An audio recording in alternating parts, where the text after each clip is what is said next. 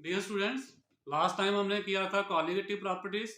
आज का हमारा नेक्स्ट टॉपिक है अबनॉर्मल मॉलिक्यूलर मास। ये जो टॉपिक है इसको हम एक्सप्लेन कर पाएंगे। हमारा जो प्रीवियस टॉपिक था कॉलिगेटिव प्रॉपर्टीज के बेसिस के ऊपर। तो सबसे पहले हम बात करते हैं अबनॉर्मल मॉलिक्यूलर मास होता क्या है।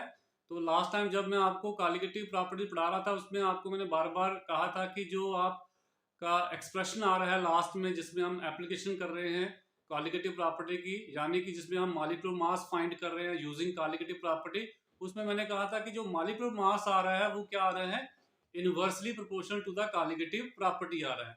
यानी कॉलिगेटिव प्रॉपर्टी की वैल्यू बढ़ेगी तो मॉलिक्यूलर मास कम हो जाएगा, और अगर कॉलिगेटिव प्रॉपर्टी की वैल्यू घटेगी तो मॉलिक्यूलर मास क्या हो जाएगा, ज्यादा हो जाएगा। अब कॉलिगेटिव प्रॉपर्टी बढ़ेगी कब, घटेगी कब, ये सारा हम डिस्कस करेंगे। पहले बात करते हैं अबनॉर्मल मॉलिक्यूलर मास क्या होता है। तो एबनॉर्मल मॉलिक्यूलर मास क्या है, ये वो मास है जिसको हम कैलकुलेट करते हैं यूजिंग कॉलिगेटिव प्रॉपर्टी। तो जब हम कॉलिगेटिव प्रॉपर्टी यूज करते हुए मॉलिक्यूलर मास फाइंड करने की कोशिश करते हैं तो ये अब देखने में आया है कि जो मास हम निकाल रहे हैं यूजिंग कॉलिगेटिव प्रॉपर्टी वो समटाइम्स क्या करता है, डिफर कर जाता है किससे, एक्चुअल मॉलिक्यूलर मास से। किसी सब्सटेंस का अगर एक्चुअल मॉलिक्यूलर मास से है, मान लीजिए 60 है, तो आप कॉलिगेटिव प्रॉपर्टी यूज करके निकालते हैं वो मास समटाइम होता है 120 हो जाए, डबल हो जाए, जहाँ क्या हो जाए, हाफ हो जाए, जैसे 60 का हाफ 30 हो जाए, ऐसा भी हो सकता है। तो ये कब होगा, ये हमने डिस्कस करना है। तो अबनॉर्मल मॉलिक्यूलर मास सिंपल शब्दों में वो मॉलिक्यूलर मास है जो हम कैलकुलेट कर रहे हैं using colligative property, but that differs from the actual molecular मास। अब एक्चुअल मॉलिक्यूलर मास से डिफर्स क्यों कर रहा है वो हम एक्सप्लेन करेंगे on the basis of colligative property. तो कॉलिगेटिव प्रॉपर्टी में मैंने आपको कहा था कि कॉलिगेटिव प्रॉपर्टीज जो होती हैं that are directly proportional to the number of solute particles. अब एक्चुअल मॉलिक्यूलर मास और जो हम कॉलिगेटिव प्रॉपर्टी यूज करते हुए मॉलिक्यूलर मास निकाल रहे हैं वो सेम तभी आ सकता है अगर सोल्यूशन क्या हो, बहुत ज़्यादा डाइल्यूट हो, यानी 5% से कम, जहाँ 5% तक होनी चाहिए कंसंट्रेशन, जहाँ फिर जो आपने सल्यूट लिया हुआ है वो उस सॉल्वेंट में, जहाँ कहें सोल्यूशन में एसोसिएट ना कर जाए, जहाँ डिसोशिएट ना कर जाए। डिसोसिएशन जनरली जो इलेक्ट्रोलाइट्स होते हैं जैसे एसिड्स हो गए, बेसिस हो गए, या सॉल्ट हो गए, वो डिसोशिएट कर जाते हैं। कई बार कुछ ऐसे सब्सटेंस होते हैं जिसमें हाइड्रोजन बॉन्डिंग इन्वॉल्व होती है, उसकी वजह से क्या हो जाते हैं, एसोसिएट कर जाते हैं मॉलिक्यूल। दोनों ही केस में अगर डिसोसिएशन होती है, एसोसिएशन होती है, तो नंबर ऑफ जो सोल्यूट पार्टिकल्स हैं वो वेरी कर जाएंगे। अगर डिसोसिएशन होगी तो नंबर ऑफ पार्टिकल्स बढ़ जाएंगे, अगर एसोसिएशन होगी तो नंबर ऑफ पार्टिकल्स कम हो जाएंगे, जिसकी वजह से कॉलिगेटिव प्रॉपर्टी जो है वो चेंज हो जाएगी। अगर डिसोसिएशन होती है तो नंबर ऑफ पार्टिकल्स बढ़ेंगे, यानी कॉलिगेटिव प्रॉपर्टी की वैल्यू बढ़ जाएगी। अगर कॉलिगेटिव प्रॉपर्टी की वैल्यू बढ़ती है तो वो इनवर्सली प्रोपोर्शनल है मॉलिक्यूलर मास उसके, तो मॉलिक्यूलर मास क्या हो जाएगा, कम हो जाएगा। इसी तरह से अगर एसोसिएशन होती है तो number of solute particles solution में क्या हो जाएंगे, कम हो जाएंगे, कॉलिगेटिव प्रॉपर्टी की वैल्यू कम हो जाएगी और मॉलिक्यूलर मास की वैल्यू जो है वो बढ़ जाएगी, एक्चुअल मॉलिक्यूलर मास से वो डिफर कर जाएगा। तो मेन कारण क्या है एबनॉर्मल मॉलिक्यूलर मास आने का, बेसिकली सल्यूट का डिसोशिएट कर जाना, जहाँ एसोशिएट कर जाना। तो यही यहाँ पे लिखा हुआ है, the accurate value of molar masses can be obtained only if the following two conditions are met. अगर ये दो कंडीशन फुलफिल हो, एक तो सोल्यूशन डाइल्यूट, दूसरा क्या है, ना तो एसोसिएशन हो ना डिसोसिएशन हो। तो ये जो डिस्क्रिपेंसी आ रही है किसमें, मोलर मास में, जो हम कॉलिगेटिव प्रॉपर्टी यूज करते हुए निकाल रहे हैं, इसी को हम क्या बोलते हैं, एबनॉर्मल मॉलिक्यूलर मास। तो abnormal molecular mass is due to association या dissociation of the solute particles. अब जब एसोसिएशन होती है in certain solvent, generally non polar solvent है, अगर the solute molecules undergo association, जैसे आपके पास नॉन पोलर सॉल्वेंट बहुत सारे हैं, कार्बन टेट्राक्लोराइड हो गया, बेंजीन हो गया, इस तरह के जो सॉल्वेंट होते हैं उनको हम क्या बोलते हैं, नॉन पोलर सॉल्वेंट्स होते हैं। तो कुछ मॉलिक्यूल जैसे हम इथेनॉल की हेल्प एग्जांपल ले लें, इथेनॉल हो गया, मिथेनॉल हो गया, या एसिटिक एसिड हो गया, बेंजोइक एसिड हो गया, इनमें क्या होती है, हाइड्रोजन बॉन्डिंग होती है। तो हाइड्रोजन बॉन्डिंग की वजह से मॉलिक्यूल्स आपस में एसोसिएट करना शुरू कर जाते हैं। अब इसमें डिपेंड करता है, 2 3 4 भी मॉलिक्यूल, नंबर ऑफ मॉलिक्यूल भी क्या कर सकते हैं, एसोसिएट कर सकते हैं। फॉर एग्जांपल हम मान के चलें कि हमारे पास n मॉलिक्यूल्स हैं, ए के, वो एसोसिएट हो रहे हैं और एक मॉलिक्यूल बन रहा है जो नया बन रहा है, उसका नाम हमने AN रख दिया। तो n molecules of A combined होके, अब मे बी एसोसिएशन किसकी वजह से होती है उसको छोड़िए, मोस्टली हाइड्रोजन बॉन्डिंग की वजह से होती है। तो सपोज कर लीजिए n molecules of A combined होके एसोसिएट होके क्या बन रहा है, सिंगल बन रहा है an molecule. Therefore the total number of molecule in solution become less than, आपने डाले हैं उसमें 10 पर 10 जुड़ के एक बन रहा है, तो एक्चुअली आपको एक ही दिखेगा ना कि 10 मिलेंगे। तो एसोसिएशन से क्या होगा, नंबर ऑफ पार्टिकल्स क्या हो जाएंगे, कम हो जाएंगे। तो therefore the total number of molecule in solution become less than the number of molecules of the substance added and therefore colligative property will be lower। जो मैं आपको पहले समझा दिया। तो आगे बताया है कि मोलर मास क्या है, इसके इनवर्सली प्रोपोर्शनल होता है, तो वो भी वेरी कर जाएगा। इसमें एग्जांपल दी है, जैसे in benzene solvent both ethanoic acid को हम एसिटिक एसिड भी बोलते हैं, बेंजोइक एसिड भी बोलते हैं, सॉरी बेंजोइक एसिड अलग है।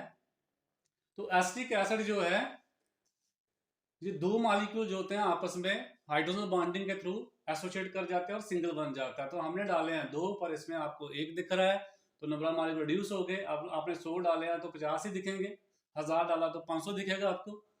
इसी तरह से बेंजोइक एसिड के भी 2 मॉलिक्यूल आपस में कंबाइन होकर 1 बन जाता है। तो मोलर मास जो है इथेनोइक एसिड का और बेंजोइक एसिड का, ये नियरली क्या हो जाता है, डबल हो जाता है, क्योंकि नंबर ऑफ पार्टिकल्स कम हो गए हैं। कॉलिगेटिव प्रॉपर्टी की वैल्यू, अगर नंबर ऑफ पार्टिकल्स क्या हो रहा है, हाफ हो रहे हैं, तो कॉलिगेटिव प्रॉपर्टी की वैल्यू हाफ हो जाएगी और मोलर मास क्या हो जाएगा, डबल हो जाएगा। जैसे जहां पे है एसिटिक एसिड का एक्चुअल मॉलिक्यूलर मास होता है 60 पर, यहाँ पे 120 आ जाएगा।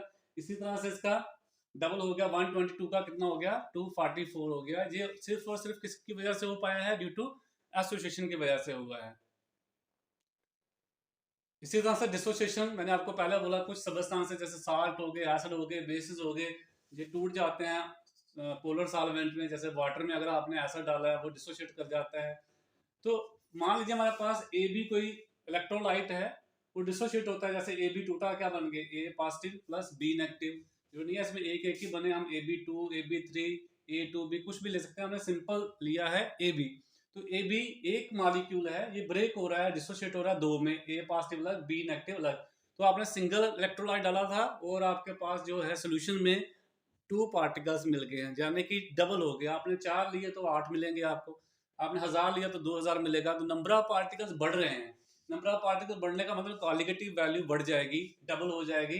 कॉलिगेटिव डबल होने का मतलब मॉलिक्यूलर मास क्या हो जाएगा, हाफ हो जाएगा। जैसे एग्जांपल दी है KCl की, तो KCl अगर हम 1 मोल लेते हैं, 1 मोल ऑफ KCl 74.5 ग्राम अगर डिजॉल्व करते हैं वाटर में, तो 1 मोल KCl हमें क्या देगा, 1 मोल K पॉजिटिव, 1 मोल क्या देगा, Cl।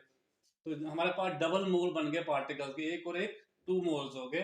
तो कॉलिगेटिव प्रॉपर्टी डबल हो गई, मास क्या हो जाएगा, हाफ हो जाएगा। तो जो KCl है 74.5 इसका क्या है, मॉलिक्यूलर मास है एक्चुअल, पर जब आप सोल्यूशन में इसको लेके जाते हैं, इसका जो मास है वो क्या हो जाता है, हाफ हो जाता है। ये आपको 37 पॉइंट समथिंग मिलेगा। तो ऐसा क्यों हुआ, ड्यू टू डिसोसिएशन की वजह से। नेक्स्ट टॉपिक है वेंट हाफ फैक्टर। तो वेंट हाफ फैक्टर क्या होता है, went Hoff factor, went half scientist का नाम है जिसने जो फैक्टर इंट्रोड्यूस किया था 1886 में। आई से इसको हम एक्सप्रेस करते हैं। तो वेंट हाफ फैक्टर है क्या है, ये बेसिकली रेशियो है किसके बीच में, नॉर्मल मॉलिक्यूलर मास और ऑब्जर्व्ड मॉलिक्यूलर मास। जहां हम उल्टा बोल सकते हैं, ऑब्जर्व्ड कॉलिगेटिव प्रॉपर्टी और नॉर्मल कॉलिगेटिव प्रॉपर्टी की जो रेशियो होती है उसको हम क्या बोलते हैं, वेंट हाफ फैक्टर बोलते हैं। तो जो बहुत बार एग्जाम में क्वेश्चन आता है what is van't Hoff factor, तो वेंट हाफ फैक्टर क्या, आपने सिंपल ये लाइन याद रखनी है, it is the ratio of the normal and observed molar masses. जहां आप कह सकते हैं it is the ratio of observed colligative property to the normal colligative property. आप कोई भी लगा दी, दूसरे में चेंज कर सकते हैं। तो इसको आई से लिखा जाता है, i is equal to normal molar mass divided by observed molar mass. In case of association जो है, ऑब्जर्व्ड मोलर मास क्या होगा आपका, एसोसिएशन में नंबर ऑफ पार्टिकल्स कम हो जाएंगे, कॉलिगेटिव प्रॉपर्टी कम हो जाएगी, मास बढ़ जाएगा। तो ऑब्जर्व्ड मोलर मास ज्यादा आएगा, तो आई की वैल्यू क्या आ जाएगी, लेस देन क्या आएगी, 1 आएगी। ऊपर वाली वैल्यू कम है, अगर दोनों सेम आते हैं, नॉर्मल और ऑब्जर्व सेम आते हैं, तो आई क्या आएगा, 1 आएगा। अगर जो नीचे वाला ज्यादा आता है तो आई लेस देन 1 आएगा। अगर नीचे वाला कम आता है, ऊपर वाला ज्यादा आता है, जैसे हम डिस्ट्रीब्यूशन की बात करें उसमें ऑब्जर्व्ड मॉलिक्यूलर मास क्या आ रहा है, कम आ रहा है, तो उस समय आई की वैल्यू ग्रेटर देन 1 आएगी। तो कई बार ऐसा भी पूछते हैं आई ग्रेटर देन 1 है तो बताओ आपका observed molecular mass less than normal molecular mass है या ग्रेटर देन नॉर्मल मोलर मास है। तो ये भी आपको थोड़ा सा ध्यान देना है। आई की वैल्यू 3 तरह की हो सकती है, जहां तो आई इक्वल टू 1 होगा उस समय नॉर्मल मोलर मास और ऑब्जर्व्ड मोलर मास क्या होगा, सेम होगा। आई ग्रेटर देन 1 होने का मतलब है नॉर्मल मोलर मास ज्यादा है किससे, ऑब्जर्व्ड मोलर मास से। और आई लेस देन 1 होने का मतलब है नॉर्मल मोलर मास जो है वो लेस देन है किससे, ऑब्जर्व्ड मोलर मास से। अब आई लेस देन 1 होने का मतलब है ऑब्जर्व ज्यादा है, ऑब्जर्व ज्यादा होने का मतलब है एसोसिएशन हुई है। आई ग्रेटर देन 1 होने का मतलब ऑब्जर्व लेस देन आया है नॉर्मल मोलर मास, यानी कि डिसोसिएशन हुई है। तो ऐसा भी पूछ सकते हैं क्या हो रहा है, आई ग्रेटर देन 1 है तो क्या होगा, आई लेस देन 1 है तो क्या होगा। तो बैंड हाफ फैक्टर भी आपने याद कर लेना है। यही से आप जो आपने ऊपर लिखा था नॉर्मल मोलर मास, वहां पे हम लिख सकते हैं 1 बाई नॉर्मल कॉलिगेटिव प्रॉपर्टी, और नीचे लिखा था ऑब्जर्व्ड मोलर मास, वहां पे हम लिख सकते हैं 1 बाई ऑब्जर्व्ड कॉलिगेटिव प्रॉपर्टी। उसको सिंपलीफाई करेंगे आपके पास ये एक्सप्रेशन आ जाएगा। तो आई इज इक्वल टू क्या आ जाएगा, observed colligative property divided by normal colligative property. क्योंकि इनवर्सली प्रोपोर्शनल है मोलर मासेस के, इसलिए ये रिवर्स हो गया। ऊपर नॉर्मल ऊपर था, ऑब्जर्व्ड नीचे था। यहाँ कॉलिगेटिव प्रॉपर्टी यूज करोगे तो ऑब्जर्व्ड कॉलिगेटिव प्रॉपर्टी ऊपर आएगा, नॉर्मल कॉलिगेटिव प्रॉपर्टी नीचे आएगा। तो इतना जो है ये फर्क पड़ रहा है एक्चुअली एसोसिएशन और डिसोसिएशन की वजह से। तो जितने भी आपने जो कॉलिगेटिव प्रॉपर्टी के एक्सप्रेशन निकाले उनको फिर मॉडिफाई करना पड़ेगा, क्योंकि ये एरर आ रही है उसमें, क्योंकि वहां तो जहाँ तो एसोसिएशन हो रही है, जहाँ डिसोसिएशन हो रही है। तो इसलिए आपको जितने भी आपने कॉलिगेटिव प्रॉपर्टी की है उसमें सब में आपने क्या करना है, जो कॉलिगेटिव प्रॉपर्टी की वैल्यू है उनको आपने आई फैक्टर से मल्टीप्लाई करना है। तो मॉडिफाइड कॉलिगेटिव प्रॉपर्टी अगर कोई एग्जाम में पूछेगा तो आपने क्या करना है, वहां पे क्या था आपका एक्स बी था, यहाँ पे जहाँ सल्यूट था, इज इक्वल टू क्या था, P not a minus P A divided by P not a था। तो उसकी जगह आपने डेल्टा पी लिखा हुआ है। तो यहाँ पे आपने मल्टीप्लाई किया किससे, बैंड हाफ फैक्टर आई से। इसी तरह डेल्टा टी भी क्या था, के बी एम था, तो यहाँ पे आई के बी एम हो गया। डेल्टा टी एफ क्या था, के एफ एम था, और यहाँ पे क्या आ गया, आई के एफ एम। इसी तरह से पाई क्या था, सी आर टी था, तो ये क्या आ गया, आई सी आर टी। इतना फर्क पड़ेगा उस फैक्टर से आपने इसको मल्टीप्लाई किया है। तो ये मॉडिफाइड कॉलिगेटिव प्रॉपर्टीज हैं। कई बार एग्जाम में पूछते हैं राइट मॉडिफाइड कॉलिगेटिव प्रॉपर्टी, तो उसमें कुछ नहीं करना, जो कॉलिगेटिव प्रॉपर्टीज हैं उन्हीं को आपने बैंड हाफ फैक्टर के साथ क्या कर देना है, मल्टीप्लाई कर देना है। नेक्स्ट है van't Hoff factor and extent of dissociation और association in an electrolytic solution. और बैंड हाफ फैक्टर का एक्सप्रेशन हो रही है, डिसोसिएशन हो रही है, तो क्या असर पड़ेगा बैंड हाफ फैक्टर के ऊपर, जहाँ क्या रिलेशन होगा डिसोसिएशन के वक्त और एसोसिएशन के वक्त। तो पहले आपको पता होना चाहिए एसोसिएशन और डिसोसिएशन की डिग्री क्या होती है। डिग्री ऑफ एसोसिएशन किसको बोलते हैं, डिग्री ऑफ डिसोसिएशन किसको बोलते हैं। तो ये आपको 11th में भी मैंने पढ़ाया हुआ है, degree of dissociation and degree of association. तो डिग्री ऑफ डिसोसिएशन क्या है, it is the fraction of total substance that undergoes dissociation into ions. तो जब आपने कोई सबस्टेंस लिया, से आपने 10 मोल्स लिए किसी सबस्टेंस में, पानी में आपने डाला, तो उसकी क्या होगी, डिसोसिएशन होगी। पर 10 के 10 मोल जो है वो डिसोसिएट नहीं हुए हैं। सपोज कर लीजिए 10 में से 2 मोल्स ही डिसोसिएट हो गया। वीक इलेक्ट्रोलाइट था तो 2 मोल्स डिसोसिएट हो गए, टोटल आपने लिए 10। तो डिग्री ऑफ डिसोसिएशन क्या होगी, 2 डिवाइडेड बाय 10, यानी जितने मोल डिसोसिएट हुए डिवाइडेड बाय जितने मोल आपने लिए थे।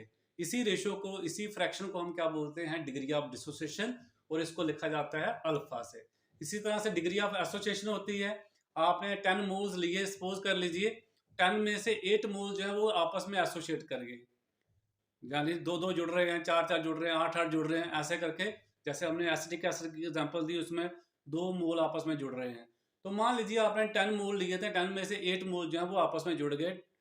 तो टोटल कितने जुड़े आपके, 8 मोल, लिए कितने आपने 10, तो 8 डिवाइडेड बाय 10 क्या हो जाएगा, डिग्री ऑफ एसोसिएशन।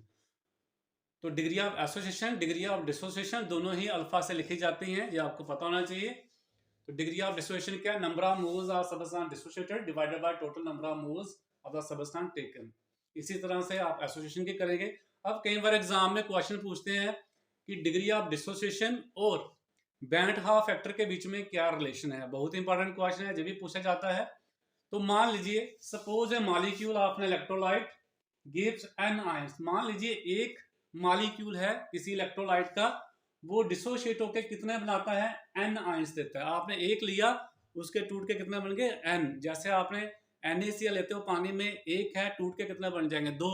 इसी तरह से अगर आप फेरिक क्लोराइड लेते हो FeCl3, तो एक सबस्टांस आप पानी में डालोगे, Fe3 पॉजिटिव अलग हो जाएगा, 3Cl नेगेटिव अलग हो जाएंगे, तो टोटल 4 बन जाएंगे। तो एक पार्टिकल आपने लिया, एक मॉलिक्यूल लिया, उसके कितने बन गए? 4 बन गए। तो हमें नहीं पता कौन सा इलेक्ट्रोलाइट ले रहे हैं, हम जनरल मान रहे हैं कि उसका एक मॉलिक्यूल ब्रेक होके कितने बनते हैं? N बनते हैं। और मान लीजिए अल्फा क्या है? डिग्री ऑफ डिसोसिएशन है। अब हमने 100 लिया, 100 के 100 में नहीं ब्रेक हो रहे हैं, हम मान रहे हैं अल्फा उसमें से ब्रेक हो रहे हैं। तो हमने 1 लिया, 1 में से सपोज कर लीजिए अल्फा ब्रेक हो रहे हैं। अब अगर हमारे पास डिग्री ऑफ डिसोसिएशन अल्फा है, एक मोल हमने लिया है, तो पीछे कितने बच जाएंगे जो डिसोशिएट नहीं हुए हैं? 1 में से अल्फा निकाल लीजिए, अल्फा ब्रेक हो गए हैं, और 1 जो है वो हमने टोटल लिया है, तो कितने बचेंगे आपके पास? 1 माइनस अल्फा। तो 1 मॉलिक्यूल ब्रेक होके N बन रहा था, अल्फा आपने डिग्री ऑफ डिसोसिएशन ले ली, तो number of moles of solute left undissociated, जो डिसोशिएट नहीं हुए हैं, वो कितना बचेंगे? 1 minus alpha. Number of moles of ions formed कितने बनेंगे? 1 से N बन रहे थे, अल्फा से कितने बनेंगे? जैसे 1 रुपए से 10 पेन आ रहे थे, 100 से कितने आएंगे? तो सिंपल मैथ लगाना, मल्टीप्लाई करना है। इसी तरह से 1 से N बन रहे थे, पर हमारा जो है 1 नहीं टूट रहा है, अल्फा टूट रहे हैं, तो कितना बनेंगे? N into alpha. जी आपके आगे अनडिसोशिएटेड, जी आपके आगे जो डिसोशिएशन होने के बाद बने हैं। टोटल कितने हो गए?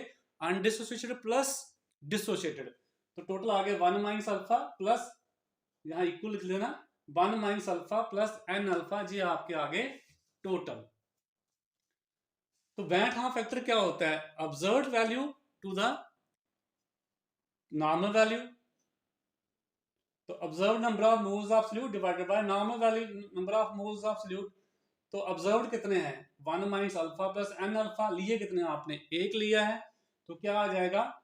Total number of moles at equilibrium क्या आएगा? 1 minus alpha plus N alpha. तो आई क्या आएगा? जी आगे टोटल लिया कितना आपने? 1, तो 1 minus alpha plus N alpha divided by 1। अब इसको क्या करो, 1 को उधर ले जाओ, तो i is equal to 1 minus alpha, इसको क्रॉस मल्टीप्लाई किया, आई रह जाएगा, i is equal to 1 minus alpha plus N alpha. अब आप क्या कीजिए, 1 को उधर ले जाइए, तो आई माइनस 1 हो जाएगा, इधर क्या बचेगा? N alpha minus alpha, alpha common निकाल लीजिए, तो क्या बच जाएगा पीछे? N minus 1। तो सिंप्लीफाई करके मैथ लगा के आप क्या करोगे? अल्फा क्या आ जाएगा आपका? आई माइनस 1 इधर था, इधर क्या था? अल्फा कॉमन निकाला था, इधर N माइनस 1 था, तो अल्फा क्या आ गया? उधर जाके डिवाइड हो गया N माइनस 1। तो ये है रिलेशन किसके बीच में? अल्फा और बैंड हाफ फैक्टर के बीच में। इसी तरह से आपको पता करना है बैंड हाफ फैक्टर और डिग्री ऑफ डिसोसिएशन के बीच में क्या रिलेशन है, सॉरी एसोसिएशन के बीच में। डिग्री ऑफ डिसोसिएशन तो हमने कर लिया, डिग्री ऑफ एसोसिएशन के बीच में क्या रिलेशन। जहाँ पे एक एग्जांपल दी हुई है, for the electrolyte of the type A B such as KCl NaCl et से नंबर ऑफ पार्टिकल्स कितने होते हैं? 2 होते हैं। ब्रेक होके KCl, एक KCl बनेगा, K पॉजिटिव Cl नेगेटिव, 2 बन जाएंगे। इसी तरह से NaCl के भी 2 बनेंगे। तो इस तरह के अगर सबस्टांस है तो N कितना आएगा? 2। अगर इस तरह से है AB2 टाइप, जहाँ AB लिखा है यहाँ AB2 आएगा, AB2 टाइप के लिए 3 होगा, यहाँ भी गलत लिखा है N इक्वल टू, यहाँ पे 3 आएगा, ये इसको ठीक कर लीजिए। इस तरह का कोई होगा AB2 टाइप, तो क्या आएगा? 3 आएगा। AB3 टाइप होगा तो 4 आएगा। तो वो आप कर सकते हैं, मैंने आपको बता दिया सिंपल, जैसे फेरिक क्लोराइड की एग्जांपल दी। आप एल्यूमिनियम क्लोराइड की एग्जांपल ले सकते हैं, उसमें भी 4 बनेंगे, 3 Cl और 1 एल्यूमिनियम। तो ये गलत लिखा हुआ है, जहाँ 3 आना चाहिए था गलत लिखा है, यहाँ पे भी गलत लिखा है, AB लिखा है, यहाँ AB2। ये ऊपर वाला AB होगा, ये भी AB थोड़ी होगा, ये AB2 टाइप आएगा। नीचे आप AB3 टाइप भी कर सकते हैं, AB4 टाइप भी कर सकते हैं। जैसे टिन क्लोराइड है SnCl4, उसमें 5 आ जाएगा आपका N, क्योंकि 5 बनेंगे, एक SN4 पॉजिटिव बनेगा प्लस 4 क्या बनेंगे? Cl negative. तो उसी तरह से अल्फा N की वैल्यू सब्स्टिट्यूट कर लेंगे आप, तो अल्फा की वैल्यू आप निकाल सकते हैं। देन है डिग्री ऑफ एसोसिएशन और बैंड हाफ फैक्टर के बीच में क्या रिलेशन है।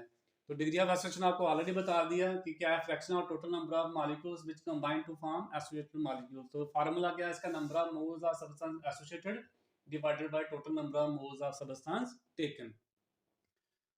मान लीजिए हमारे पास क्या है, n simple molecules of solute associate. मान लीजिए n सिंपल मॉलिक्यूल, n हमारा 2 भी हो सकता है, 4 भी हो सकता है, 6 भी हो सकता है। तो n मॉलिक्यूल जो है वो एसोसिएट हो रहे हैं और एक बन रहा है एक मॉलिक्यूल का। तो n ने कंबाइन होके एक बन रहा है। वहां पे क्या था, एक टूट के n बन रहे थे, यहाँ n जुड़ के एक बन रहा है। अगर n जुड़ के 1 बन रहा है तो 1 जुड़ने से कितना बनेगा, 1/n बनेगा। अल्फा अगर जुड़ेंगे तो क्या आएगा, alpha into 1/n, alpha by n बनेगी। अगर अल्फा हमारी क्या डिग्री ऑफ एसोसिएशन है तो कितने बनेंगे हमारे पास, 1 से अल्फा बाई n बनेंगे। तो if we start with 1 mole of A and alpha is the degree of association, then concentration of the species after association क्या होगी, तो ये आएगी अल्फा बाई n। जी आपको मैंने सिंपल समझा दिया कि n जुड़ के 1 बन रहा है, 1 जुड़ने से 1/n बनेगा, अल्फा से अल्फा इंटू 1/n क्या आ जाएगा, अल्फा बाई n आ जाएगा। तो आपने लिया था 1 जुड़ के कितना बन गए, अल्फा बाई n। जो नहीं जुड़े हैं वो क्या है, 1 माइनस डिग्री ऑफ एसोसिएशन आप निकाल दीजिए, 1 माइनस अल्फा। ये जो है जो नहीं जुड़े हैं, ये जुड़ के बने हैं, तो टोटल कितने हो गए, जो नहीं जुड़े हैं प्लस जो जुड़ के बने हैं, जो एसोसिएट होकर बने हैं, तो आपके टोटल आ जाएगा 1 minus alpha plus alpha by n। ये आपके टोटल हो गए। लिखिए आपने कितने, 1 लिया है, तो अगेन आप फार्मूला लगाएंगे वेंट हाफ फैक्टर का, ऑब्जर्व डिवाइडेड बाय नॉर्मल वाला कॉलिगेटिव प्रॉपर्टी का लगा सकते हो। तो ऑब्जर्व आपका आ गया 1 minus alpha plus alpha by n, नीचे क्या आएगा, डिनोमिनेटर में आपका 1 आ जाएगा। तो सिंपल मैथ लगाते हुए आप i इज इक्वल टू क्या, 1 minus alpha alpha by n divided by whole 1 आ जाएगा ये। फिर उसके बाद आप क्या करो, इसको सिंपलीफाई कर लो, इसके साथ ये आ गया 1 plus alpha by n। n आप क्या ले लो, एलसीएम ले लीजिए, चाहे इसको ऐसा सच ही रहा, सिंपल मैथमेटिक्स आप अप्लाई करके आप पता कर सकते हैं अल्फा क्या आएगा, i minus 1 divided by 1 by n minus 1 आएगा। ये आपका 1 बाई n कैसा आएगा, अल्फा आपने कॉमन निकालना है, अल्फा बाई n जहाँ पे है माइनस अल्फा यहाँ पे है, तो अल्फा निकालिए बाहर, तो आएगा 1 बाई n माइनस 1 आएगा, ये वही है 1 बाई n माइनस 1। तो ये आपका 1 है, यहाँ क्या होगा आपका i होगा, तो आप उस उधर ले जाइए, i माइनस 1 हो जाएगा। तो सिंपलीफाई करके एंड में आपको क्या मिलेगा, alpha is equal to i minus 1 divided by 1 by n minus 1। तो ये आपका आ गया फाइनल कि डिग्री ऑफ एसोसिएशन और डिग्री ऑफ डिसोसिएशन का क्या रिलेशन है किसके साथ, बेंट हाफ फैक्टर के साथ। ये क्वेश्चन भी बहुत इंपॉर्टेंट है, इसको कर लेना है। नेक्स्ट टॉपिक है हमारा, ये लास्ट टॉपिक है सोल्यूशन चैप्टर का, solubility of gases and solids and liquids. सबसे पहले आपको पता करना है सॉल्युबिलिटी होती क्या है। नेक्स्ट आपने देखना है गैसेस और सॉलिड्स का अगर आप डिजॉल्व करते हैं लिक्विड्स में तो सॉल्युबिलिटी के ऊपर क्या असर पड़ेगा। तो सॉल्युबिलिटी क्या है, solubility of substance express the maximum amount of it which can be dissolve in a specific amount of solvent. तो सॉल्युबिलिटी क्या है, अगर आप स्पेसिफिक अमाउंट जैसे 1 लीटर या 100 मिलीलीटर या 100 ग्राम अगर क्या लेते हो सॉल्वेंट लेते हो, स्पेसिफाई कर दिया आपने, उसमें मैक्सिमम जो सल्यूट है जहाँ सब्सटेंस जो है कितना डिजॉल्व हो सकता है, क्या फॉर्म करने के लिए, सैचुरेटेड सॉल्यूशन फॉर्म करने के लिए उस अमाउंट को, मैक्सिमम अमाउंट जो किसी सॉल्वेंट में डिजॉल्व होगी क्या फॉर्म करने के लिए, सैचुरेटेड सॉल्यूशन फॉर्म करने के लिए at a given temperature and pressure, उसको हम क्या बोलते हैं, सॉल्युबिलिटी बोलते हैं। तो solubility of a substance express the maximum amount of it which can be dissolved in a specific amount of solvent. The solubility of a substance depends upon the, ये किस किस के ऊपर डिपेंड करती है सॉल्युबिलिटी, सॉल्युबिलिटी डिपेंड करती है nature of solute, salute कैसा है, नेचर ऑफ सॉल्वेंट, सॉल्वेंट कैसा है, टेम्परेचर और प्रेशर। कोई भी सब्सटेंस किसी चीज़ में तभी डिजॉल्व होता है अगर उनकी नेचर क्या हो, एक जैसी। जैसे अगर आपने कोई पोलर सॉल्वेंट लिया है तो उसमें पोलर सॉल्यूट, आयनिक सॉल्यूट जो होते हैं इजिली सॉल्युबल हो जाते हैं और नॉन पोलर सब्सटेंस में डिजॉल्व नहीं होते हैं। इसी तरह से अगर आपने नॉन पोलर सॉल्वेंट लिया है तो उसमें non polar substance easily dissolve होंगे।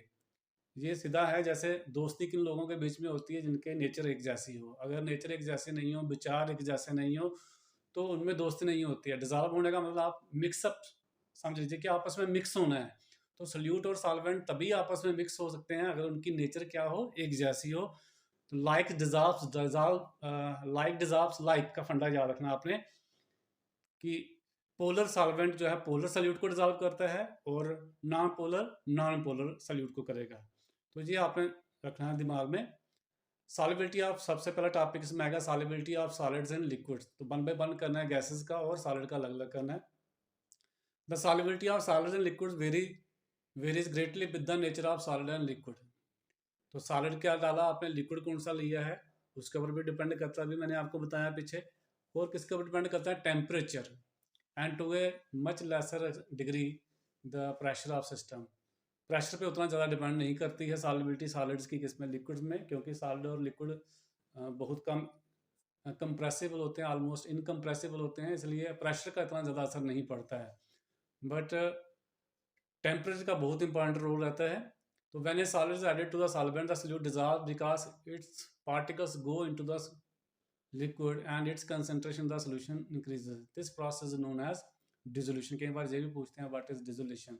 तो जब आप किसी सब्सटेंस को, सॉल्यूट को किसी सॉल्वेंट में डालते हैं तो उसके पार्टिकल्स उस लिक्विड में क्या होना शुरू हो जाते हैं, मिक्स होना शुरू हो जाते हैं और उसकी कंसंट्रेशन धीरे धीरे बढ़ना शुरू हो जाती है। इस प्रोसेस को हम क्या बोलते हैं, डिसोल्यूशन। सिंपल शब्दों में डिसॉल्व करना। तो जैसे ये डिसोल्यूशन कंटिन्यू रहती है उसी तरह उसके साथ साथ ही आप सोल्यूशन में से कुछ सोल्यूट पार्टिकल्स के आपस में क्या करते हैं, कोलाइड करते हैं। तो कोलिजन की वजह से वो आपस में क्या हो जाते हैं, प्रेसिपिटेट होना शुरू हो जाते हैं। तो some solute particle in solution collide with the solid solute particles and get precipitated out. इस प्रोसेस को हम क्या बोलते हैं, क्रिस्टलाइजेशन। जब दोनों का रेट सेम हो जाता है, रेट ऑफ डिसोल्यूशन, जिस रेट से डिजॉल्व हो रहा है उसी रेट से क्या हो रही है, क्रिस्टलाइजेशन हो रही है, तो सोल्यूशन क्या बन जाता है, सैचुरेटेड सोल्यूशन बन जाता है। तो ऐसा सोल्यूशन को हम क्या बोलते हैं, जिसमें क्या हो रहा ना, अब आपको ऐसा लगता है कि इसमें जो सब्सटेंस आप डाल रहे हैं वो डिजॉल्व नहीं हो रहा है, क्योंकि आपको दिखेगा वहाँ से उतना ही क्या हो जाएगा, प्रेसिपिटेट हो जाएगा, उसमें क्रिस्टलाइजेशन उतनी ही ज़्यादा हो जाएगी। पर एक्चुअली क्या होता है, जो आप डिजॉल्व करते हैं वो डिजॉल्व हो जाता है, जो पहले से डिजॉल्व होता है वो प्रेसिपिटेट होता है, और दोनों का रेट क्या हो जाता है, प्रेसिपिटेशन का और डिसोल्यूशन का क्या हो जाता है, सेम हो जाता है, जिसको हम इक्विलिब्रियम स्टेट बोलते हैं। तो उस केस में आपको ऐसा लगेगा कि डिसोल्यूशन नहीं हो रही है। तो बेसिकली दोनों प्रोसेस चल रही है, डिसोल्यूशन भी चल रही है और क्रिस्टलाइजेशन भी चल रही है। तो आपको ऐसा लगेगा और ज़्यादा सोल्यूट इसमें डिसॉल्व नहीं हो रहा है, तो उसी सोल्यूशन को हम क्या बोलते हैं, सैचुरेटेड सोल्यूशन होता है। A solution in which no more solute can be dissolved at the same temperature, या at the given temperature and pressure is known as saturated solution. A solution in which more solute can be dissolved at the same temperature is known as unsaturated solution. जिसमें आप और ज़्यादा solute dissolve कर सकते हैं उसको हम क्या बोलते हैं, unsaturated solution बोलते हैं। At the saturated solution stage, आपको पहले बताया इसमें क्या आता है, equilibrium gets established between the process of dissolution and crystallization. The number of solute particles going into a solution will be equal to the number of solute particles separating out and a state of dynamic equilibrium is reached. जितने particle अंदर जाएंगे solution के उतने ही precipitate हो जाएंगे। तो dynamic equilibrium का यही मतलब होता है कि प्रोसेस दोनों चल रही हैं, सोल्यूट प्लस सॉल्वेंट क्या बनेगा, सोल्यूशन, और सोल्यूशन वापस क्या दे देगा, solute plus solvent. In saturated solution the concentration of the solute in the solution will remain constant under the given conditions of temperature and pressure. The maximum amount of solute that can be dissolved by a solvent at a particular temperature is called its solubility. The solubility of a substance at a given temperature, तो ये definition आपने लिखनी है जब आपको exam में आता है, what is solubility. The solubility of a substance at a given temperature is defined as the amount of solid that dissolves in 100 gram of the solvent at a given temperature to form a saturated solution. कि 100 ग्राम solvent के पीछे आप maximum कितना solute dissolve कर सकते हो, क्या form करने के लिए, सैचुरेटेड सोल्यूशन फॉर्म करने के लिए, उसी को हम क्या बोलते हैं, सॉल्युबिलिटी बोलते हैं। The solubility is also expressed in molar solubility. इसको हम सॉल्युबिलिटी को ग्राम की बजाय हम मोलर सॉल्युबिलिटी में एक्सप्रेस कर सकते हैं, जिसको हम मोलर कंसेंट्रेशन में बोलते हैं। The solubility of A solid, जहाँ सोल्ट लिखा है इसको ठीक कर लेना, सॉलिड है। The solubility of A solid in liquid depends upon the following factor. तो किसी सॉलिड की जो सॉल्युबिलिटी है किसी लिक्विड सॉल्वेंट में किसके ऊपर डिपेंड करती है, एक तो डिपेंड करती है नेचर ऑफ सोल्यूट और सॉल्वेंट, वो मैंने पहले डिस्कस कर दिया कि पोलर है कि नॉन पोलर है, पोलर पोलर को डिजॉल्व करेगा, नॉन पोलर नॉन पोलर को डिजॉल्व करेगा। इसी तरह से effect of temperature, in fact temperature का बहुत ज़्यादा इंपॉर्टेंट रोल रहता है। ये डिपेंड करेगा कि जब आप सॉल्वेंट और सोल्यूट आपस में मिक्स कर रहे हो, जो सोल्यूशन बन रहा है क्या उसमें इंथैल्पी इवॉल्व हो रही है या इंथैल्पी एब्जॉर्ब हो रही है। अगर तो इवॉल्व हो रही है जाने एक्सोथर्मिक प्रोसेस है, अगर एब्जॉर्ब हो रही है जाने एंडोथर्मिक प्रोसेस है, तो फिर आपको हेल्प लेनी है किसकी, लीच-एटलायर प्रिंसिपल। वो कहता है कि अगर एंडोथर्मिक प्रोसेस है तो फॉरवर्ड प्रोसेस जो होगी वो फेवरेबल होगी by increase in temperature. Increase in temperature किसको फेवर करेगा, फॉरवर्ड प्रोसेस को। अगर एक्सोथर्मिक है तो बैकवर्ड को करेगा, यानी एक्सोथर्मिक को करेगा। तो ये आपको याद रखना है कि अगर कोई एंडोथर्मिक प्रोसेस है तो वो with increase in temperature favourable होगी, और अगर कोई एक्सोथर्मिक है वो with decrease in temperature favourable होगी। उसी हिसाब से हमारी सॉल्युबिलिटी वेरी करेगी। अगर सॉल्यूट और सॉल्वेंट मिलकर सोल्यूशन बन रहा है और प्रोसेस क्या है, एंडोथर्मिक है, तो सॉल्युबिलिटी हमारी टेम्परेचर इंक्रीज करने से इंक्रीज करेगी। तो हमारे पास बहुत सारे डिफरेंट डिफरेंट सबस्टांसेस है। किसी में सोल्यूशन एक्सोथर्मिक प्रोसेस में होगा, किसी में फॉर्मेशन सोल्यूशन क्या होगी, एंडोथर्मिक। और अगर एंडोथर्मिक है तो टेम्परेचर इंक्रीज करने से सॉल्युबिलिटी इंक्रीज करेगी, और एक्सोथर्मिक है तो सॉल्युबिलिटी क्या करेगी, डिक्रीज करेगी।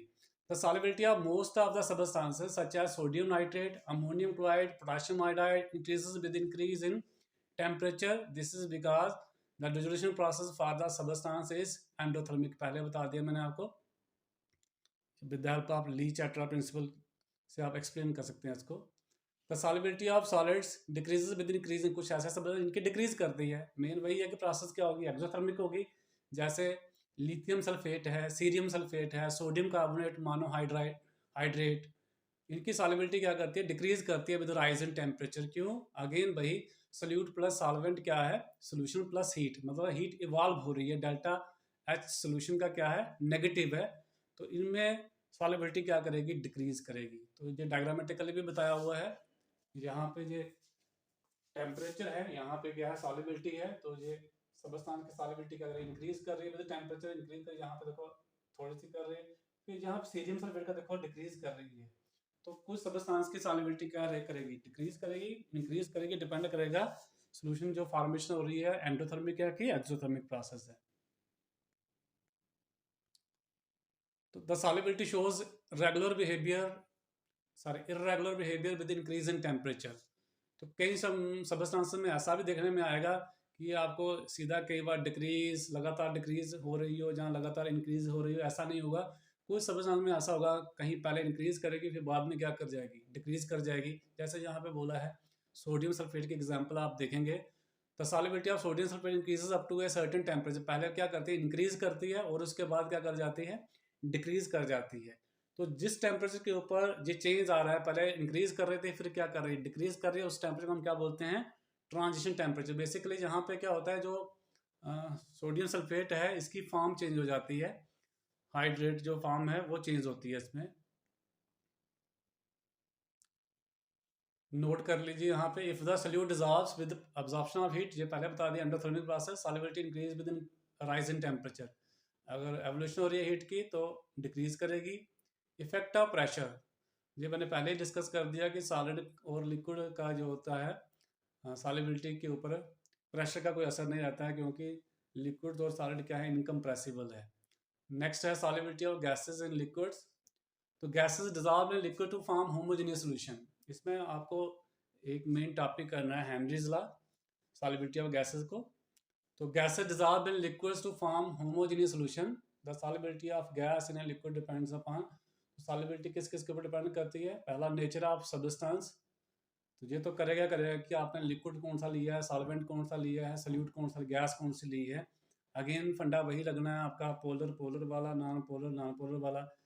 तो जैसे आपने नाइट्रोजन गैस ले ली है, ऑक्सीजन गैस है, हाइड्रोजन गैस है, तो जो अगर वाटर लिया तो वाटर क्या है, पोलर सॉल्वेंट है, हाइड्रोजन नाइट्रोजन ऑक्सीजन क्या है, ये नॉन पोलर गैसेस हैं, तो इनकी सॉल्युबिलिटी कम रहेगी। इसके बजाय अगर आप sulphur dioxide, sulphur trioxide gas लेते हो जो पोलर गैसेस हैं, अमोनिया लेते हो, HCl गैस लेते हो जो पोलर हैं, वो वाटर में उनकी सॉल्युबिलिटी क्या होगी, ज़्यादा होगी। तो नेचर ऑफ सल्यूट और नेचर ऑफ सॉल्वेंट के ऊपर सॉल्युबिलिटी तो डिपेंड करेगी। Gases like nitrogen, hydrogen, oxygen, helium etcetera dissolve in water only to a small extent, whereas the gases like ammonia, sulfur dioxide, hydrogen chloride, etc. are highly soluble in water. The most soluble gases are those which chemically react with the liquid solvent. ज़्यादा most soluble कौन सी होगी, जिनकी आपस में क्या होती है, reaction होती है, केमिकल रिएक्ट कर जाते हैं सॉल्वेंट के साथ। The solubility of gas and liquid is greatly influenced by pressure and temperature. जैसे प्रेशर का हमने लिक्विड और सॉलिड, अगर हमारे पास क्या है, सल्यूट है, उनका इतना ज़्यादा असर नहीं देखने को मिलता है, पर गैसेस में प्रेशर का आमतौर पर ज़्यादा असर देखने को मिलता है, जो हम स्टडी करेंगे under the topic Henry's law. यहाँ पे थोड़ा सा फिर भी कर लेते हैं। इफेक्ट ऑफ टेम्परेचर, तो जितनी भी गैसेस हैं इनकी सॉल्युबिलिटी टेम्परेचर इंक्रीज करने से क्या करती है, डिक्रीज करती है सॉल्युबिलिटी, ये याद रखना है। अगर आप देख ली घर पे भी आप देखो, कोल्ड ड्रिंक में गैस डिजॉल्व हुई होती है, कार्बन डाइऑक्साइड गैस, अगर उसी कोल्ड ड्रिंक को आप गर्म कर दी तो गैस बाहर निकल जाएगी। टेम्परेचर इंक्रीज किया तो गैस क्या हो जाएगी, बाहर निकल जाएगी। ढक्कन खोलने से भी गैस बाहर आती है। आपने देखा होगा जब हम जितने भी सॉफ्ट ड्रिंक हैं या कोल्ड ड्रिंक्स हैं, जब ढक्कन ओपन करते हैं तो गैस क्या आती है, जो बीच में डिजॉल्व होती है बाहर आ जाती है, साउंड भी प्रोड्यूस होती है। तो प्रेशर डिक्रीज किया आपने, सॉल्युबिलिटी डिक्रीज कर गई। टेम्परेचर आपने इंक्रीज किया, सॉल्युबिलिटी डिक्रीज कर गई। तो इफेक्ट ऑफ टेम्परेचर क्या, the solubility of gas decreases with increase of temperature. This is because, again वही है कि इसमें जो प्रोसेस है वो क्या है, हीट इवॉल्व होती है, एक्सोथर्मिक प्रोसेस। और लीच एटवर्ड प्रिंसिपल कहता है कि टेम्परेचर इंक्रीज करने से एक्सोथर्मिक प्रोसेस क्या होती है, फेवरेबल नहीं होती है। तो सॉल्युबिलिटी क्या करेगी, डिक्रीज कर जाएगी with increase in temperature. Then effect of pressure, the solubility of gases increases with increase in pressure. जी आपको मैंने बताया कि जैसे आपको सॉफ्ट ड्रिंक की, मैंने कोल्ड ड्रिंक की एग्जांपल दी कि आप ढक्कन ओपन करते हो, एक तरह की साउंड प्रोड्यूस होती है। क्यों, जो बीच में गैस डिजॉल्व हुई होती है वो बाहर निकलने की, एस्केप करने की कोशिश करती है, क्योंकि प्रेशर क्या हो गया, कम हो गया। अगर आप प्रेशर अप्लाई करते हो सॉल्युबिलिटी बढ़ती है। जितना ज़्यादा हाई प्रेशर होगा उतनी सॉल्युबिलिटी ज़्यादा होती है, जितना प्रेशर कम होता है उतनी सॉल्युबिलिटी कम होती है। डायग्राम में बताया हुआ है यहाँ पे, ये हमारे पास गैस की कंसंट्रेशन, हमारे पास सोल्यूशन है, यहाँ पे प्रेशर कम रखा है तो ये पार्टिकल दूर दूर है, कम पार्टिकल दिख रहे होंगे। यहाँ पे देखो हमने प्रेशर इंक्रीज कर दिया पिस्टन की हेल्प से, तो कंप्रेशन हुई है। गैस यहाँ पे पहले 1 2 3 सरफेस के साथ मॉलिक्यूल कोलाइड कर जो एंटर करेंगे, सॉल्युबिलिटी कम रहेगी। इसमें देखो 1 2 3 4 5 6, तो नंबर ऑफ मॉलिक्यूल जो है वो कोलाइड कर रहे हैं लिक्विड सरफेस के साथ जो एंटर करेंगे, तो सॉल्युबिलिटी क्या करेगी, इंक्रीज करेगी। Consider gas in dynamic equilibrium with the solution. The lower part can represent the solution and the upper part is gaseous system at a pressure P and temperature इन्हीं की बात कर रहा है. Since there is a dynamic equilibrium, the number of gas molecule entering the solution is equal to the number of dissolved molecule leaving the solution. जितने molecule अंदर enter करेंगे उतने ही बाहर आ जाएंगे एट इक्विलिब्रियम स्टेज के ऊपर, जिसको हम क्या बोलते हैं, डायनामिक इक्विलिब्रियम। ये आपको ऑलरेडी 11th में करवाया हुआ है, डायनामिक इक्विलिब्रियम क्या होता है। Now increase the pressure over the solution phase by compressing the gas to a smaller volume. Pressure apply करेंगे, compress होगी गैस, जो मैंने ऊपर समझाया आपको। This will increase the number of gases particles per unit volume. तो number of gases particle क्या कर जाएंगे, increase कर जाएंगे। As a result, the more molecule will be striking. इसकी वजह से ज़्यादा molecule strike करेंगे the surface of liquid and hence more molecule will dissolve and the solubility of gas will increase until a, कब तक increase होती रहेगी, जब तक नया इक्विलिब्रियम वापस एस्टैब्लिश नहीं हो जाता है। Thus increasing the pressure of gas above the solution increases the solubility of gas. The concentration of the dissolved gas is proportional to the pressure of the gas. जितनी गैस ऊपर से आप pressure ज़्यादा apply करोगे उतनी gas की जो concentration है सॉल्वेंट के अंदर सोल्यूशन में ज़्यादा होगी। इसी को हम आगे जाके स्टडी करेंगे under the topic Henrys law. तो हेनरीज लॉ डिटेल्ड एक्सप्लेनेशन है, फार्मूला एंड एप्लीकेशन। तो हेनरी लॉ जैसे हमने ऑलरेडी पहले पढ़ा कि प्रेशर का क्या रोल है सॉल्युबिलिटी ऑफ गैस के ऊपर। तो मैंने आपको बताया जितना प्रेशर गैस का आप ज़्यादा अप्लाई करोगे उतनी गैस के मॉलिक्यूल्स लिक्विड के अंदर ज़्यादा एंटर करेंगे, सॉल्युबिलिटी उतनी ही ज़्यादा क्या होगी, हाई होगी। तो कहने का मतलब है solubility of gas will be directly proportional to the pressure of the gas. अब जितनी गैस की क्वांटिटी लिक्विड के अंदर ज़्यादा है उतनी उसकी कंसंट्रेशन ज़्यादा है। कंसंट्रेशन के मेजर करने के डिफरेंट मेथड्स होते हैं, आपको बताया है। उसमें से एक है मोल फ्रैक्शन। तो हेनरी बेसिकली क्या करता है, मोल फ्रैक्शन और प्रेशर ऑफ गैस, जो ऊपर गैस कलेक्ट हुई है सरफेस के ऊपर उसका पार्शियल प्रेशर, और लिक्विड के अंदर जो गैस की कंसंट्रेशन है जो उसकी मोल फ्रैक्शन, उसके बीच में रिलेशन देता है। The solubility of a gas in any solvent is increased as the pressure of the gas over the solvent increases, जो हमने पहले बात कही। The solubility of a gas with pressure can be expressed in terms of Henry's law. तो gas की solubility जो है pressure के साथ क्या रिलेशन है, वो किस तरह से आप एक्सप्रेस कर सकते हैं, वो हम कर सकते हैं इन टर्म्स ऑफ हेनरीज लॉ।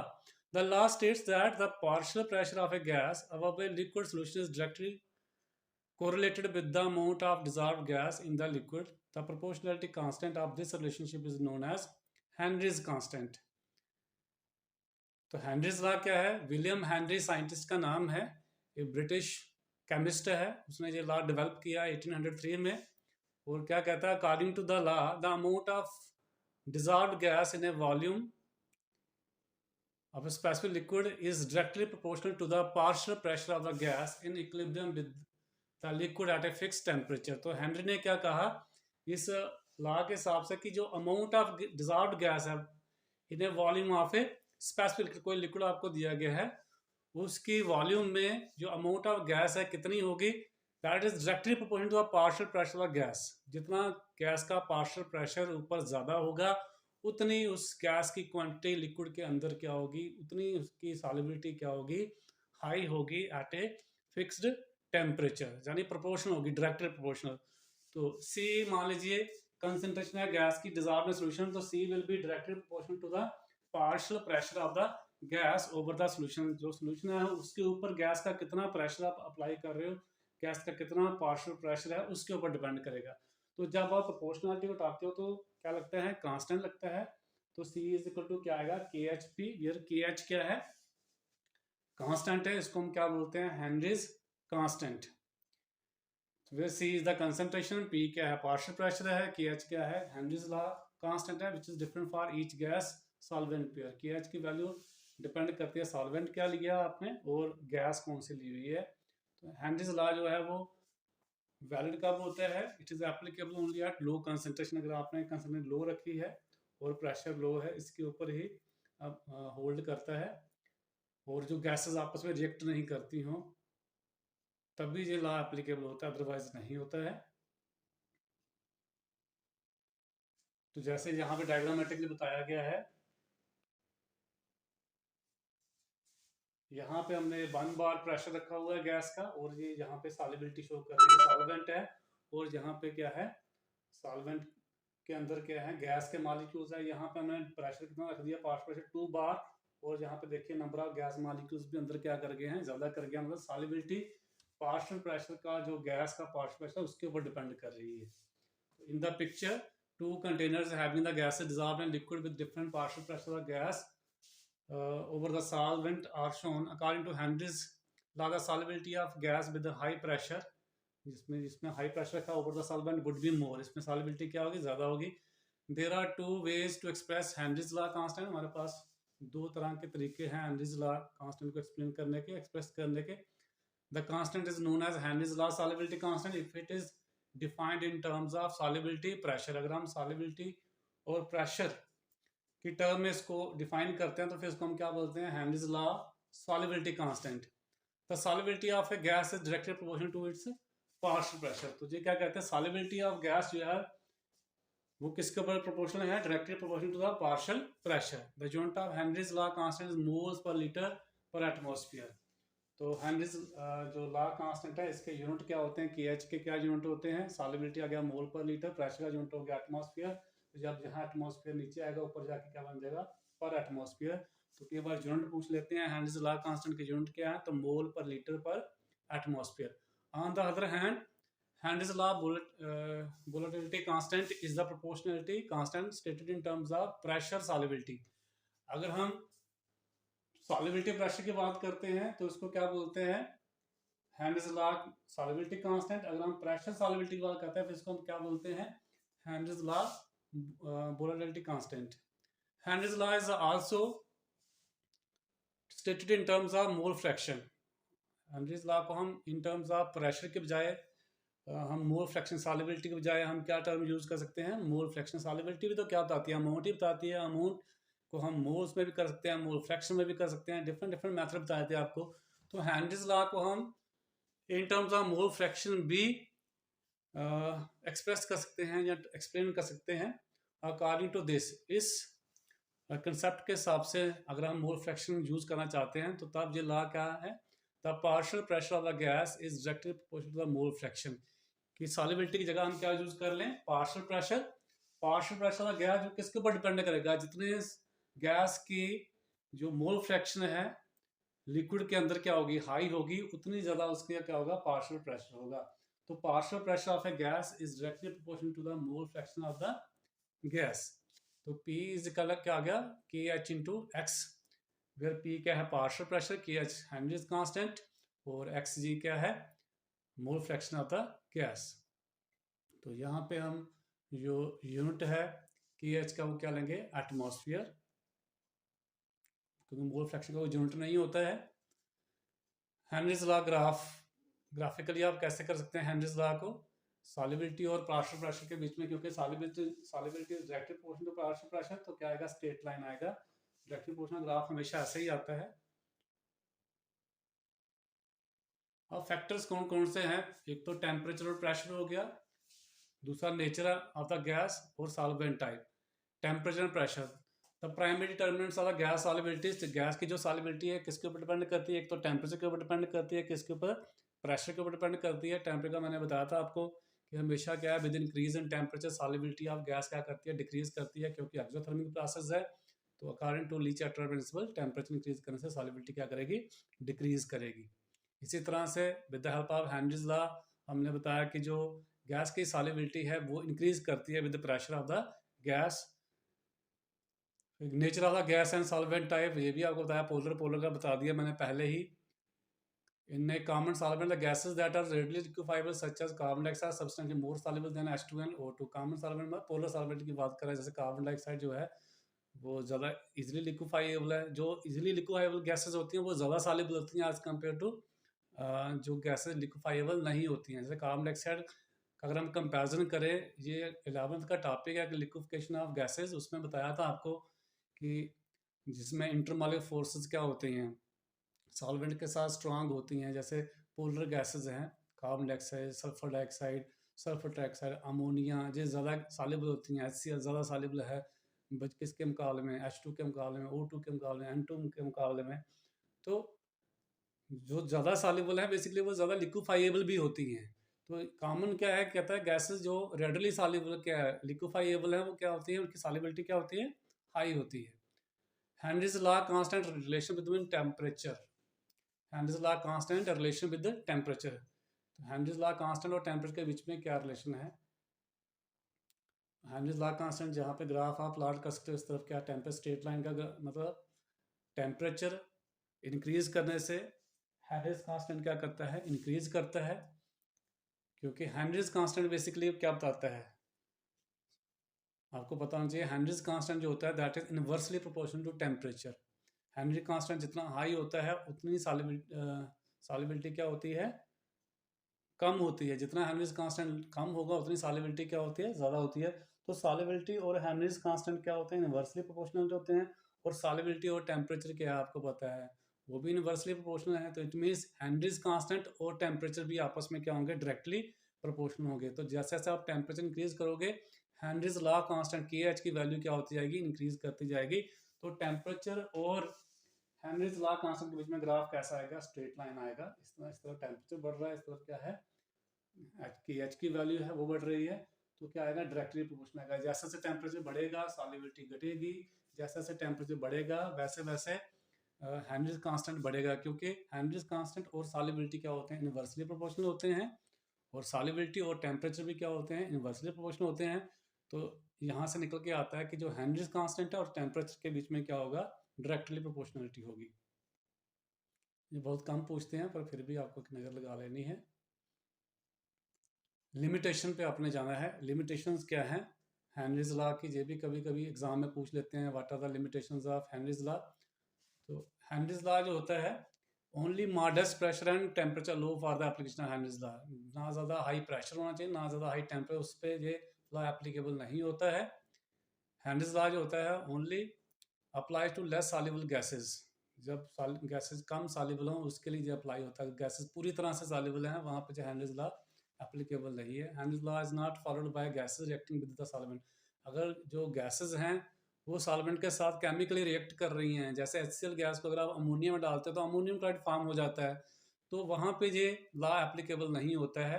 तो गैसेस और सॉल्वेंट के बीच में कोई केमिकल रिएक्शन फॉर्म होकर नया सबस्टेंस फॉर्म नहीं होना चाहिए। अगर ऐसा होता है तो हेनरीज लॉ वहाँ पे एप्लीकेबल नहीं होता है। While dissolving in the solvent, the gases that follows Henry's law should not associate or dissociate। तो कहने का मतलब है कि गैसेस वहाँ पे ना तो एसोसिएट करनी चाहिए ना ही डिसोशिएट करनी चाहिए। In other words the law is applicable only when the systems molecules are in the state of equilibrium. अब कई बार एग्जाम में ये क्वेश्चन बहुत बार पूछा गया है, एप्लीकेशंस ऑफ हेनरीज लॉ, तो ये एग्जाम में बड़ी बार आया हुआ है, इसको आपने कर लेना है। तो पढ़ के बता देता हूँ। Scuba divers have to breathe at air at high pressure and under water. तो आपने देखा होगा जो सी डाइवर्स होते हैं, जो अंडर डेप्थ में जाते हैं, सी वाटर के अंदर जाते हैं, कई बार आपने देखा होगा, जैसे अभी आप रिसेंटली आपने मूवी देखी होगी, वो इस पे आई थी, अक्षय कुमार की मूवी थी, अब मुझे नाम याद नहीं आ रहा है उसका, जिसमें वो जो राम सेतु मूवी, उसमें वो जाता है अंडर वाटर जाता है। तो जब आप अंडर डेप्थ में जाते हो तो जैसे जैसे जाएंगे ऊपर से वाटर का लेवल बढ़ता जाता है, वेट बढ़ता जाता है, तो प्रेशर बढ़ता जाएगा। तो सॉल्युबिलिटी गैस की आपको पता है, जितनी ज़्यादा प्रेशर हो उतनी सॉल्युबिलिटी क्या होती है, ज़्यादा होती है। तो अगर जो सी डाइवर्स हैं, अगर वो क्या करते हैं, जाते हैं डीप इनटू द सी जाते हैं, तो जो नाइट्रोजन गैस है या ऑक्सीजन गैस है उनके ब्लड में ज़्यादा डिजॉल्व हो जाएगी, और जैसे वो बाहर आएंगे प्रेशर कम हो जाएगा, तो वो गैस इमीडिएटली क्या होगा, एस्केप करने की कोशिश करेगी, जिसकी वजह से कई बार बीन्स जो है फट भी सकती हैं, बड़ा पेनफुल रहता है। तो इससे बचने के लिए कई लोगों से डेथ भी हो सकती है। तो स्कूबा डाइवर्स जो होते हैं जनरली क्या करते हैं, अपने साथ जो सिलेंडर्स लेके जाते हैं ऑक्सीजन में, उसमें क्या लेके जाते हैं, हीलियम 11.7%, 56.2 नाइट्रोजन और 31.2%। ये बड़ी बार एग्जाम में क्वेश्चन में पूछा गया है कि ओपन एयर में नाइट्रोजन जो है वो 79% के करीब है, ऑक्सीजन 21% के करीब है। तो बट जो सी डाइवर्स हैं वो हीलियम साथ में क्यों लेके जाते हैं, तो उसका कारण यही है, नाइट्रोजन जो है वो ब्लड में ज़्यादा डिजॉल्व हो जाती है अंडर डेप्थ, जितना ज़्यादा डीप जाते हैं तो बाहर आने पे प्रॉब्लम क्रिएट करती है, इसलिए साथ में क्या लेके जाते हैं, हीलियम फिल की होती है। तो हीलियम की सॉल्युबिलिटी इतनी ज़्यादा हाई नहीं है। फिर नेक्स्ट है the bottle is sealed under high pressure to increase the solubility. जैसे सॉफ्ट ड्रिंक्स में आपने देखा ही होगा, सोडा वाटर में हाई प्रेशर जो है सॉल्युबल गैसेस जो डिजॉल्व की होती हैं। The partial pressure of oxygen is lower at high altitudes. High altitudes पे जो ऑक्सीजन का जो पार्शियल प्रेशर होता है वो क्या होता है, कम होता है सी लेवल के बजाय।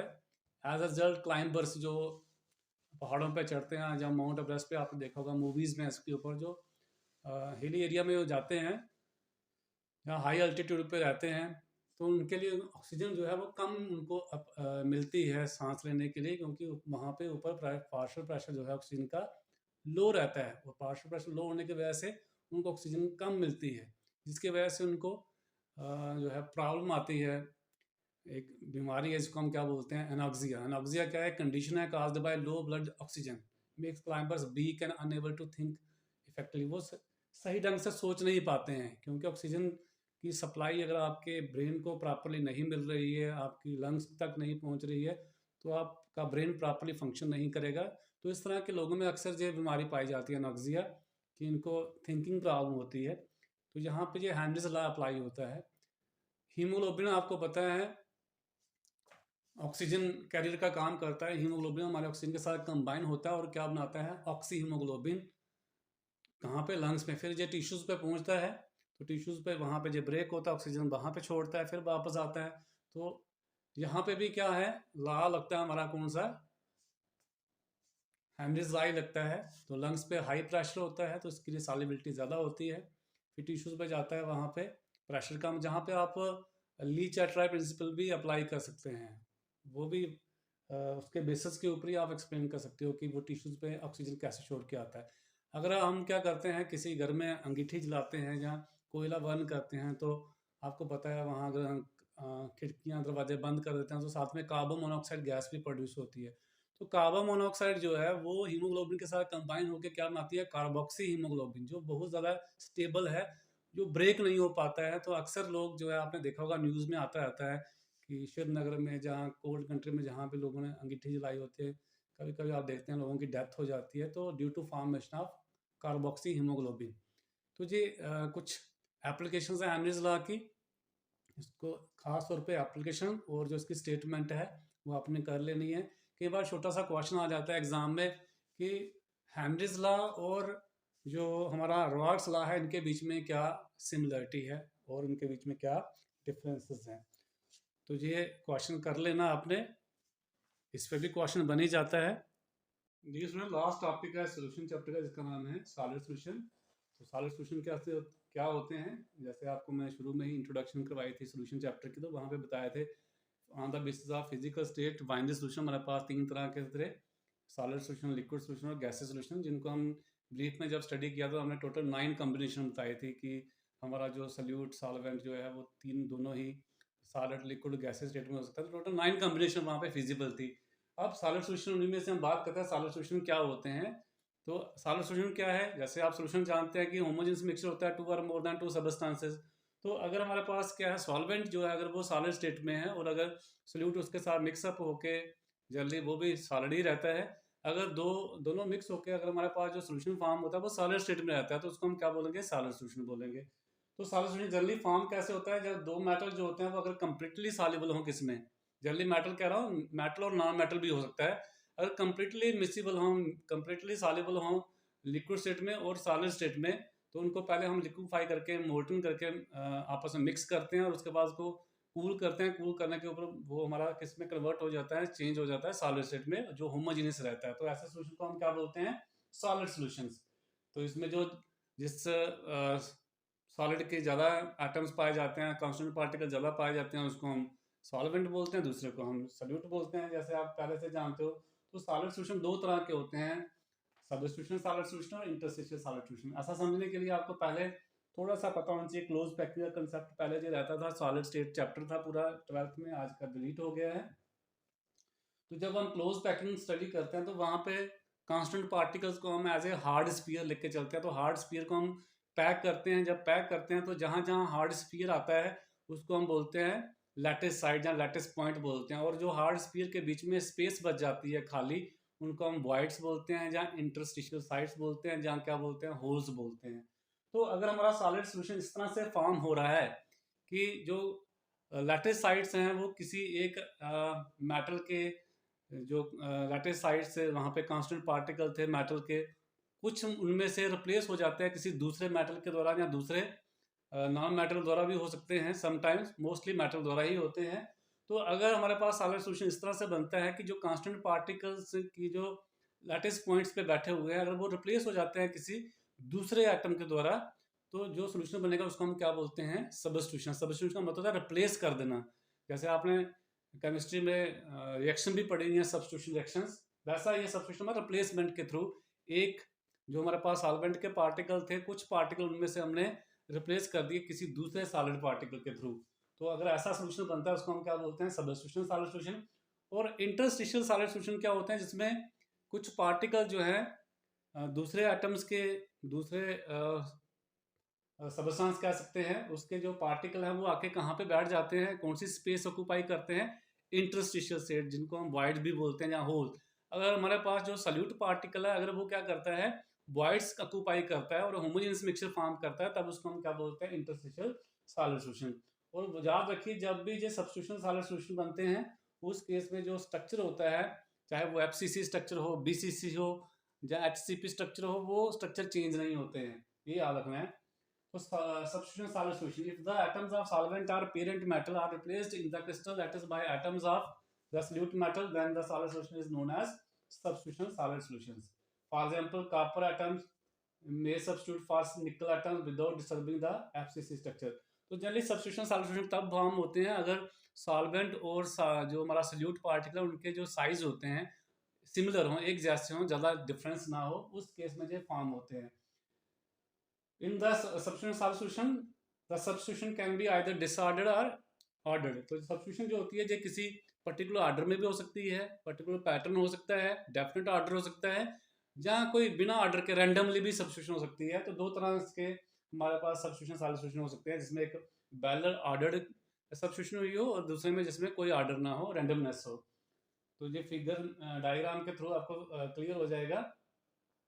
जैसे ये हमारे पास ये जो वाइट कलर के आपको दिख रहे हैं स्फीयर, ये क्या है, कांस्टेंट पार्टिकल है सॉल्वेंट के, और जो दूसरे हमने शैडो किए हुए हैं ये वो किसके हैं, ये सल्यूट पार्टिकल के हैं। तो देखो साइज दोनों का ऑलमोस्ट एक जैसा दिख रहा है, ये कॉपर के हैं और यहाँ पे हमारे किसके हैं, निकल के हैं।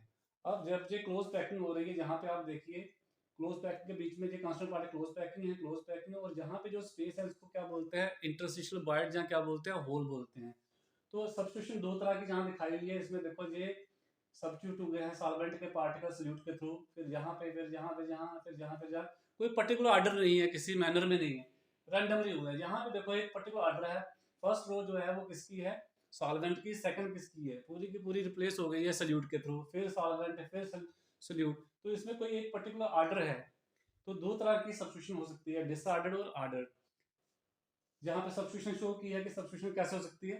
फिर ये नीचे है interstitial solid solutions. Interstitial solid solution मैंने आपको बोला कि जो कांस्टेंट पार्टिकल हैं किसके, सॉल्वेंट के, तो अपनी जगह रहेंगे, सॉल्यूट के पार्टिकल कहाँ आएंगे, जो वाइड्स हैं, जो होल्स हैं, वो वाली स्पेस ऑक्यूपाई करेंगे। जैसे आयरन और कार्बन आपस में सॉलिड सॉल्यूशन फॉर्म करते हैं, जिसको हम सीमेंटाइट भी बोलते हैं। तो यहाँ पे कुछ जो इंटरस्टिशियल वाइड्स हैं वहाँ पे कौन आ जाएगा, कौन ऑक्यूपाई करेगा स्पेस, कार्बन। तो इस तरह से जो हमारे पास क्या बनते हैं, इंटरस्टिशियल सॉलिड सॉल्यूशन बनते हैं। तो जरूरी नहीं है आयरन और कार्बन ही फॉर्म करते हैं, बहुत सारे आयरन के साथ हाइड्रोजन भी फॉर्म करता है, इस तरह वनेडियम के साथ, टाइटेनियम के साथ। तो ये नॉन स्टाइकोमेट्रिक कंपाउंड के फॉर्म में भी आते हैं ये कंपाउंड्स। तो यहाँ पे कोई इनके बीच में बॉन्डिंग नहीं होती है। बेसिकली आयरन के बीच में क्या है, मेटालिक बॉन्ड है, और कार्बन के साथ यहाँ पे कोई मेटालिक, जहाँ कोई कोवलेंट बॉन्ड, जहाँ आयनिक बॉन्ड कुछ फॉर्म नहीं हुआ है, जस्ट ये इंटरस्टिशियल वॉइड के बीच में फिट हो गया है। तो इस तरह के सॉल्यूशन को हम क्या बोलते हैं, इंटरस्टिशियल सॉलिड सॉल्यूशन। इसी तरह इसी के साथ आपका ये चैप्टर कंप्लीट होता है। अब इसमें हम एक वीडियो बनाएंगे जिसमें हम कंसेप्चुअल क्वेश्चन लेंगे सभी टॉपिक्स के। तो इन वीडियो को आप अच्छे से देखिए। अगर आपको अच्छा लग रहा है टॉपिक तो वीडियो को लाइक भी ज़रूर कीजिए, यूट्यूब चैनल सब्सक्राइब भी कीजिए, ताकि मुझे भी इंकरेजमेंट मिले कि मेरे बच्चे देखते हैं और मैं टाइम निकाल के आपके लिए और वीडियो बनाऊं और अच्छे से अच्छे वीडियो बनाऊं। Thank you.